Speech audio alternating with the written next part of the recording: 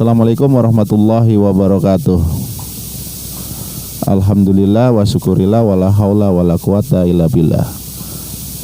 Muhammadiyah Youth Broadcasting Bumiayu. Alhamdulillah di hari ke-8 puasa bulan Ramadan 1442 kali ini masih berkesempatan untuk bisa tayang bersama Ustadz muda kita, mubaleh muda kita yang berada di naungan pemuda Muhammadiyah di Ranting Kaliherang bersama Ustadz Bahrul Ilmi Eshum.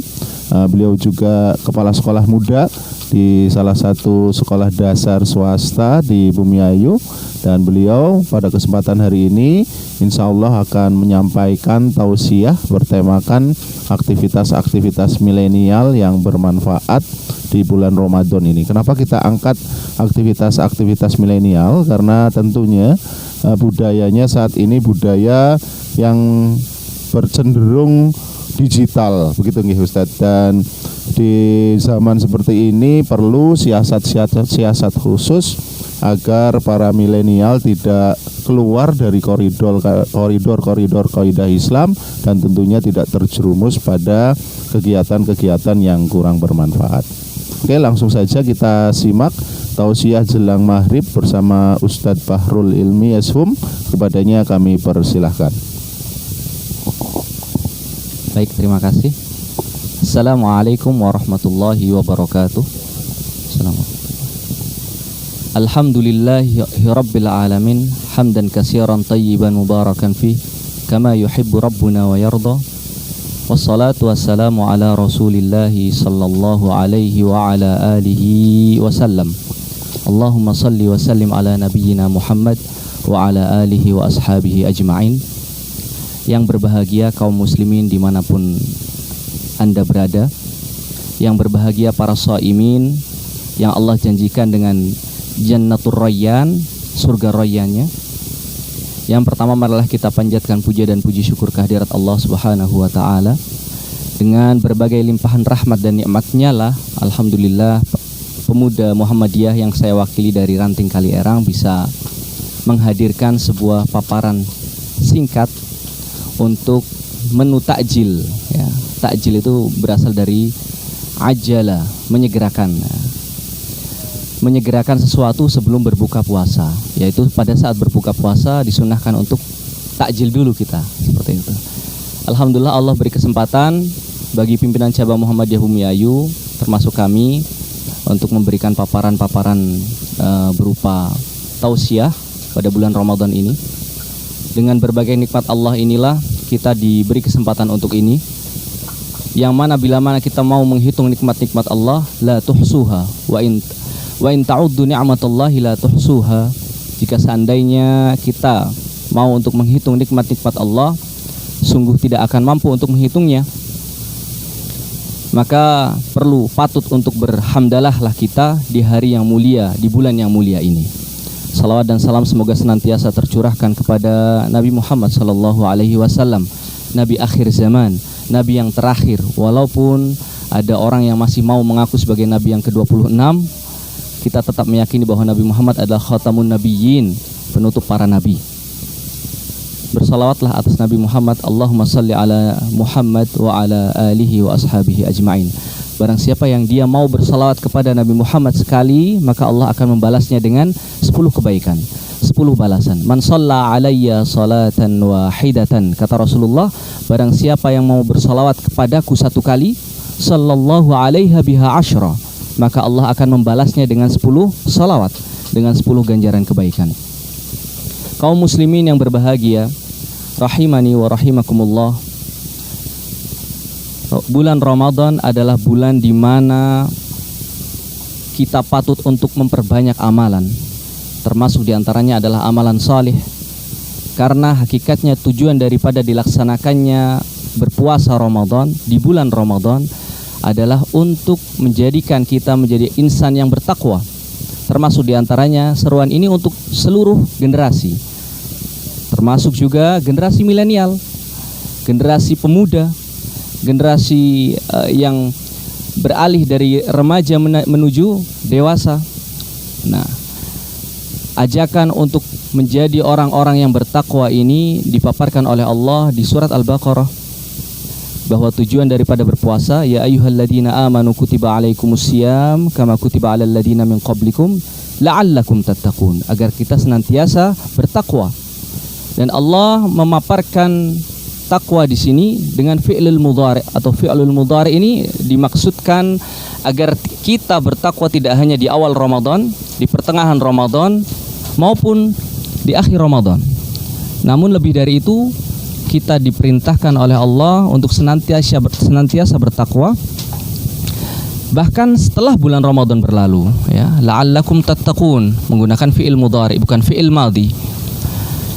Maka tidak bosan-bosan juga para khatib pada khutbah Jumat, setiap Jumatnya mentajdid, memperbaharui untuk kita senantiasa bertakwa. Selalu dalam setiap Jumatnya wasiat-wasiat takwa, usini wa iyyakum bitaqwallah, senantiasa disampaikan. Maka bagaimana cara kita bertakwa? Adapun generasi milenial, para pemuda, diharapkan menjadi generasi yang mampu menjadi insan yang bertakwa, karena fitrahnya pemuda itu adalah, atau generasi milenial adalah generasi yang ingin menunjukkan eksistensinya, menunjukkan jati dirinya, ingin dilihat dan ingin tampak di hadapan publik, ingin diperlihatkan bahwasanya dirinya ada. Nah, namun dalam menyampaikan atau menunjukkan eksistensi diri, berbagai macam ditampilkan. Ada yang melalui jalan yang dibenarkan oleh Allah, namun tidak sedikit pula yang melalui jalan-jalan yang kurang dibenarkan dan diharamkan oleh Allah Subhanahu wa taala. Maka bagaimana kita mau menjadi insan muda, insan milenial yang senantiasa menjadi insan-insan yang disebutkan oleh Rasulullah dalam satu hadisnya, bahwa Rasulullah menyampaikan, yang hadis ini diriwayatkan oleh Imam Bukhari, diriwayatkan oleh Abu Hurairah, an Abi Hurairah radhiyallahu anhu, anin Nabi sallallahu alaihi wasallam qala, sab'atun yudilluhumullahu fi dhillihi yauma la dhilla illa dhilluh. Jadi pada hadis tersebut, pada kesempatan kali ini saya akan sampaikan bahwa Rasulullah menyampaikan bahwa ada 7 golongan yang pada hari kiamat nanti akan dinaungi oleh Allah, padahal pada hari tersebut tidak ada naungan kecuali naungan dari Allah. Satu di antaranya adalah, yaitu pemuda, syabun nasya'at fi ibadatillah, yakni pemuda yang tumbuh kembang di dalam peribadatan kepada Allah. Dan contoh yang lainnya pada 7 golongan tersebut adalah rajulun muta'alliq qalbuhu fil masajid, yaitu pemuda atau generasi milenial juga saya katakan, yang hatinya terpaut atau terpatri dengan masjid-masjid. Bahwasanya dalam hal ini Rasulullah ingin mendefinisikan bahwa walaupun generasi milenial atau generasi pemuda adalah generasi yang hingar-bingar, ya, umumnya terjadi seperti itu, generasi yang ingin menunjukkan eksistensi dengan hal-hal yang tidak dibenarkan. Namun kita harapkan generasi muda Muhammadiyah khususnya mampu menjadi generasi-generasi yang disebutkan oleh Rasulullah, yaitu generasi pemuda yang hatinya terpatri dengan masjid, generasi pemuda yang hatinya terpaut dengan masjid. Untuk apa kita terpaut dengan masjid? Tidak hanya dengan sholat, bisa juga dengan zikir kepada Allah, memperbanyak bacaan Al-Quran dan lain sebagainya. Kita bisa memanfaatkan mukjizat yang diturunkan oleh Allah kepada Nabi Muhammad untuk kita perbanyak bacaannya. Kita bisa memanfaatkan dengan memperbanyak bacaan-bacaan Al-Quran, yang kata Rasulullah Sallallahu Alaihi Wasallam, barang siapa yang mau membaca Al-Quran, ya, man qara'a fi kitabillah, man qara'a harfan min kitabillah falahu bihi hasanah. Barang siapa ia mau untuk membaca satu huruf dari Al-Quran, maka ia akan mendapatkan satu kebaikan. Wal hasanatu bi asyri amsalihha, dan satu kebaikan itu nanti akan dilipat gandakan dengan 10 kali. Maka definisi dari satu huruf dalam kitab Allah itu seperti apa? Definisi satu huruf dalam Al-Quran itu seperti apa? La aqulu alif lam mim harfun. Kata Rasulullah sallallahu alaihi wasallam, aku tidak mengatakan alif lam mim itu satu huruf. Walakin alifun harfun, wa lamun harfun, wa mimun harfun. Akan tetapi alif itu satu huruf sendiri, lam satu huruf sendiri, dan mim satu huruf sendiri. Bayangkan kita membaca alif lam mim itu sudah dianggap dengan membaca 3 huruf, dan setiap satu huruf kita diberikan satu pahala kebaikan, dan setiap satu pahala kebaikan dilipat gandakan oleh Allah dengan 10 balasan, dengan 10 kebaikan. Ketika membaca alif lam mim secara matematis kita menghitung sudah mendapat 30 kebaikan. Bagaimana dengan bacaan-bacaan Al-Quran yang lain, yang panjang dan lain sebagainya. Dan inilah yang diharapkan oleh Persyarikatan Muhammadiyah, khususnya terhadap seluruh generasi milenialnya, terhadap seluruh pemudanya, untuk senantiasa memperbanyak bacaan Al-Quran, khususnya di bulan Ramadan ini. Di bulan tempat dilipat gandakannya kebaikan, di bulan yang memang masyhur dikenal dengan Syahrul Quran. Iqra'ul Qur'ana fa innahu ya'ti yaumal qiyamah syafi'an li ashabihi. Bacalah olehmu Al-Quran, kata Rasulullah, karena sesungguhnya Al-Quran itu pada hari kiamat nantinya akan datang kepada siapa? Li ashabihi, kepada pemiliknya. Siapa yang dimaksud dengan pemilik Al-Quran? Yaitu yang membaca Al-Quran, yang menghafal Al-Quran. Sebagai apa Al-Quran datang? Sebagai penyelamat, sebagai penolong bagi ashabihi, bagi para pemilik-pemilik Al-Quran itu. Luar biasa memang Al-Quran ini, ya, satu mukjizat yang berbeda dengan kitab-kitab Allah lainnya, yang mana bila kita ketahui bersama, senantiasa semua yang berkaitan dengan Al-Quran menjadi spesial. Kita ketahui bahwa Nabi yang diturunkan atasnya Al-Quran menjadi Nabi yang paling spesial di antara Nabi-Nabi yang lain. Bulan di mana diturunkannya Al-Quran menjadi bulan yang paling spesial di antara bulan-bulan yang lain, yaitu bulan Ramadan. Dan malam diturunkannya Al-Quran pun menjadi malam yang paling spesial, yaitu malam Lailatul Qadar. Di dalam Al-Quran Allah menggambarkan bahwa inna anzalnahu fi lailatul qadar. Allah menggambarkan bahwa Allah menurunkan Al-Quran pada malam Lailatul Qadar. Lailatul Qadri khairum min alfi syahr. Dengan gambaran bahwa malam tersebut jadi spesial, dengan dilipat gandakannya bagaikan seumpama lebih baik daripada 1000 bulan. Kalau mau dihitung-hitung, mungkin rata-rata umur manusia sekarang itu tidak sampai 1000 bulan.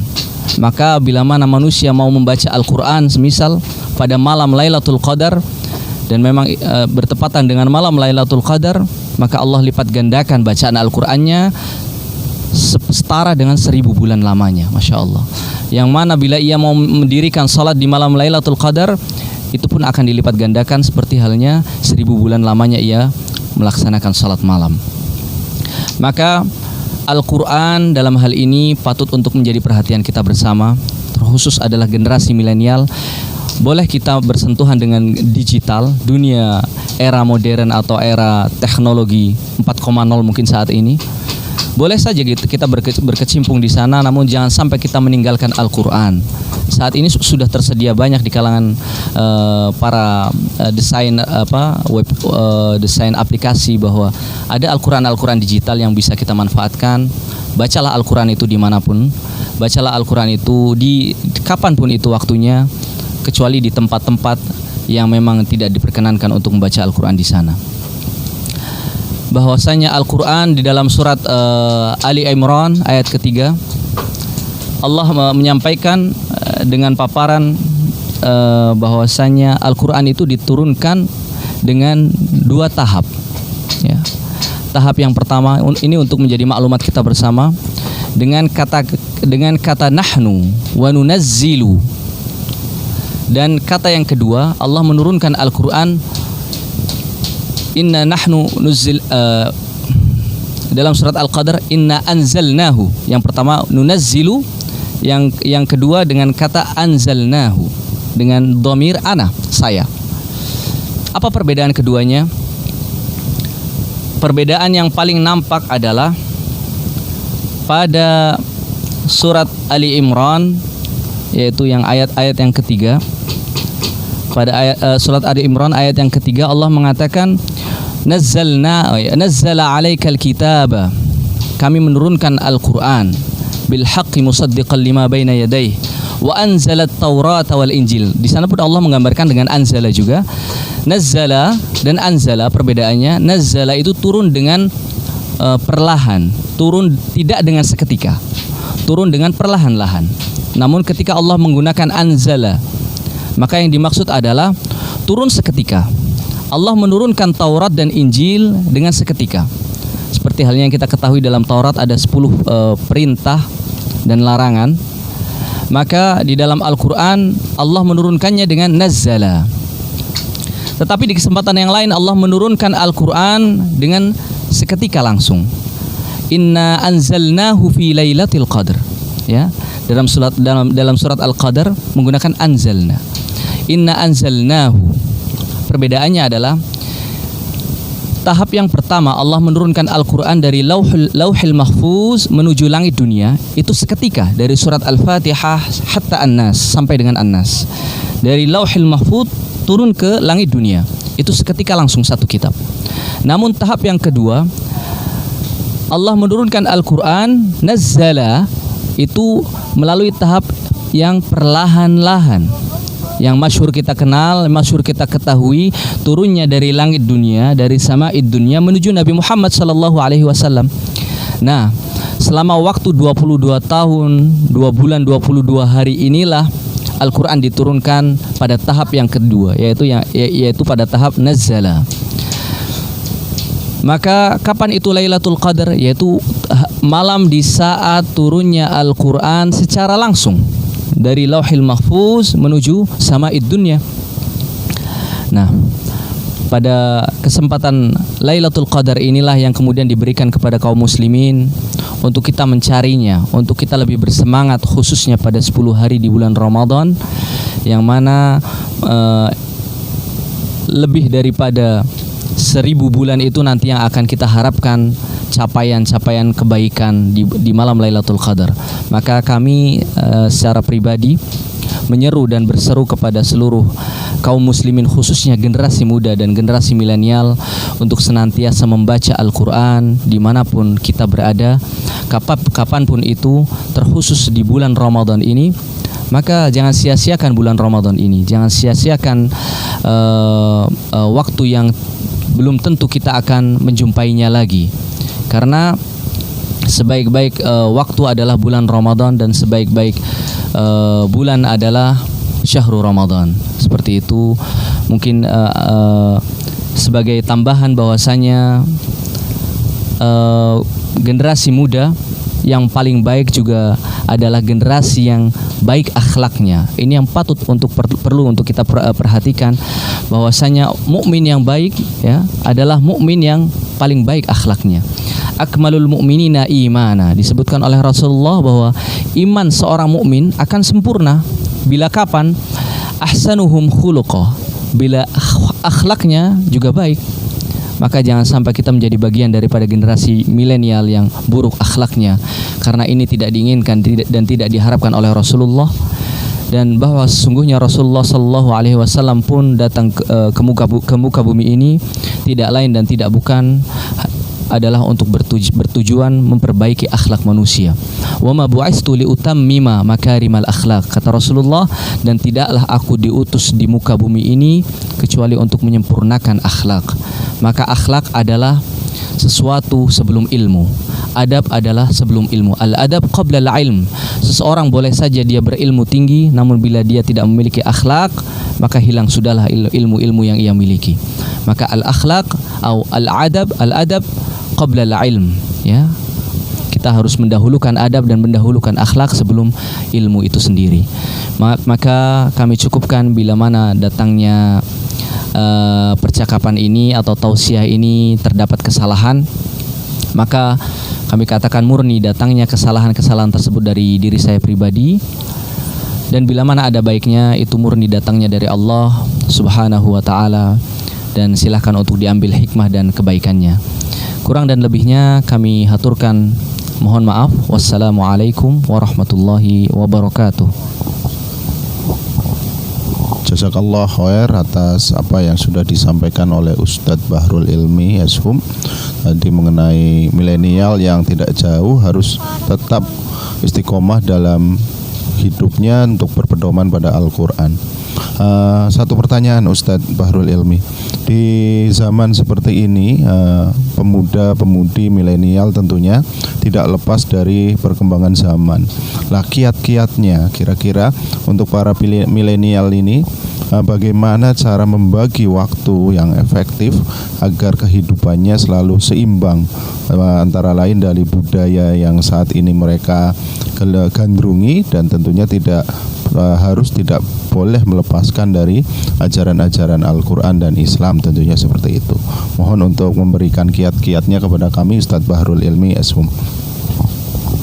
Baik, pertanyaannya mengenai pemuda lagi, bahwa kita bisa mengambil ibrah dari satu kisah pemuda, yang mana pemuda saat itu ada segolongan pemuda yang kita kenal dengan Ashabul Kahfi. Pemuda yang saat itu mau menyelamatkan imannya dari gangguan raja yang bengis saat itu. Mereka berhasil menyelamatkan imannya setelah apa? Setelah menyelamatkan diri ke dalam gua. Nah, di sini apa? Di sini adalah indikasi bahwa bila mana seorang pemuda hendak ingin menyelamatkan dirinya dari fitnah-fitnah yang ada, maka selamatkanlah diri kalian atau tinggalkanlah diri kalian dari fitnah-fitnah tersebut. Menjauhlah dari fitnah-fitnah tersebut. Kenapa? Karena fitnah itu datangnya bisa kapan saja dan di mana saja. Sedangkan iman kita tidak melulu dan tidak selalu dalam keadaan yang baik. Karena al-imanu yazidu wa yanqus. Iman itu naik dan turun. Yazidu bit ta'ah wa yanqusu bil ma'asi. Naiknya iman itu dengan ketaatan kepada Allah dan turunnya iman itu dengan maksiat kepada Allah.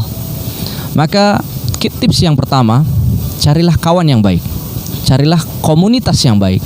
Carilah lingkungan yang baik, yang sama-sama mau taat kepada Allah, yang sama-sama mau berkomitmen, istiqamah, melakukan amalan yang saleh, melakukan amalan-amalan yang baik. Wal asri, demi masa. Ketika Allah sudah bersumpah dengan sesuatu, maka sesuatu itu pasti akan azim, akan besar. Maka ketika Allah bersumpah dengan masa, wal asri, berarti masa adalah sesuatu yang besar, luar biasa. Innal insana lafi khusrin, sesungguhnya manusia itu senantiasa berada dalam kerugian. Ini dikatakan untuk seluruh manusia, bahwa manusia itu berada dalam kerugian. Illal ladzina amanu wa amilus salihat, kecuali orang-orang yang mau beriman, orang-orang yang beriman dan kemudian diiringi dengan beramal saleh. Bagaimana kita bisa beriman dan beramal saleh bila mana kita berada dalam lingkungan yang kurang baik? Bagaimana kita mau beriman dan beramal saleh bila kita masih mau berteman dan memiliki teman-teman yang kurang baik? Bila berteman dengan kawan yang kurang baik dengan tujuan untuk menyampaikan risalah dakwah yang baik, itu mungkin dibenarkan. Namun jangan sampai kita terbawa arus, ke lingkungan yang kurang baik, ya, sehingga menyebabkan kita pun terjerumus ke dalam hal-hal yang tidak diinginkan. Itu tips agar senantiasa kita bisa menjadi pemuda dan generasi milenial yang baik, yaitu tentunya cari lingkungan dan teman yang baik. Itu Ustadz Agus. Terima kasih Ustadz Bahrul, sangat masuk sekali tips dan sarannya, dan menginformasikan juga pada kesempatan ini Ustadz Bahrul dan kami berada di Kompleks Pertanian Terpadu Youth Farm Pemuda Muhammadiyah, dan mohon maaf bila banyak kekurangan dan ketidaksempurnaan atas tayangan ini. Alhamdulillah Ustadz Bahrul bisa bergabung dengan kami dan bisa menguatkan pemuda Muhammadiyah di Bumiayu. Insya Allah ke depan Ustadz Bahrul masih dalam membersamai kami di bidang dakwah di Pemuda Muhammadiyah Bumiayu. Terima kasih Ustadz telah meluangkan waktunya di sela-sela kesibukannya. Terima kasih, semoga kualitas ibadah puasa kita yang di bulan Ramadan ini semakin sempurna dan semakin berkualitas. Billahi taufiq wal hidayah. Wassalamualaikum warahmatullahi wabarakatuh.